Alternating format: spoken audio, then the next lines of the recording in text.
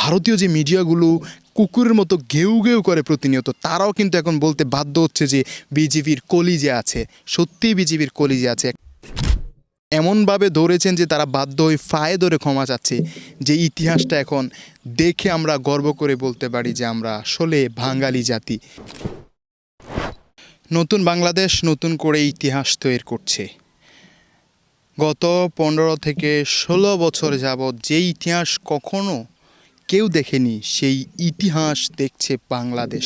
আপনারা অবশ্যই অবগত আছেন, বিভিন্ন সোশ্যাল মিডিয়ার কল্যাণে দেখছেন যে ভারতের বিএসএফ বাংলাদেশের বিজিবির পায়ে ধরে ক্ষমা চাচ্ছেন। আমরা জানি যে বিগত 14-15 বছর যাবৎ বিএসএফ বাংলাদেশের উপরে কর্তৃত্ব খাটিয়েছেন। বাংলাদেশের বর্ডারে তারা যা ইচ্ছা তা করে বেরিয়েছেন, বাঙালিকে পাখির মতো গুলি করে মেরেছেন এবং বাংলাদেশিদের গবাদি পশু কৃষকদের উপরে নির্যাতন করেছেন, অত্যাচার করেছেন, যেটার কোনো বিচার হয়নি। কিন্তু গতকালকের যে বিষয়টা, বাংলাদেশি এরিয়াতে ঢুকে যখন বিএসএফ বাংলাদেশি কৃষকদেরকে ধরে নিয়ে যাওয়ার চেষ্টা করছে, তখনই কিন্তু বিজিবি খবর পেয়ে তাদেরকে আটকে রেখেছেন এবং এমনভাবে ধরেছেন যে তারা বাধ্য হয়ে ফায়ে ধরে ক্ষমা চাচ্ছে। যে ইতিহাসটা এখন দেখে আমরা গর্ব করে বলতে পারি যে আমরা আসলে বাঙালি জাতি, যেটা আমরা বিগত 15 বছর 16 বছর বুক ফুলিয়ে বলতে পারিনি।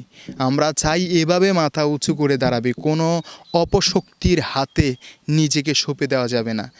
বিএসএফ এখন কিছুটা টের পেয়েছে, বুঝতে পেরেছে এবং ভারতীয় যে মিডিয়াগুলো কুকুরের মতো ঘেউ ঘেউ করে প্রতিনিয়ত, তারাও কিন্তু এখন বলতে বাধ্য হচ্ছে যে বিজেপির কলিজা আছে। সত্যিই বিজেপির কলিজা আছে। একটা বিষয় খেয়াল করবেন যে আপনি 100 জন বা 1000 জন ব্যক্তি নিয়ে যদি 10 জনের সম্মুখে দাঁড়ান, আর এই 100 জন বা 1000 জন যদি ভীতু হয় আর 10 জন যদি বাঘের মতো গর্জন দেয়, তাহলে সেই 10 জনই কিন্তু সত্যিকারের ফালোয়ান। সেটাই বোঝাচ্ছে। আমরা জানি যে ভারতের অভাব নেই।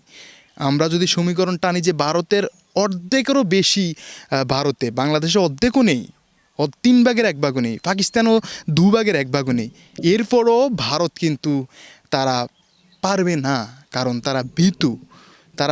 তারা ভাবে যে তারা এটা ওটা করে ফেলবে, কিন্তু সত্যিকারের জায়গা মতো গিয়ে তারা ঠেকেছে। বাংলাদেশ দেখিয়ে দিয়েছে কি করতে পারে।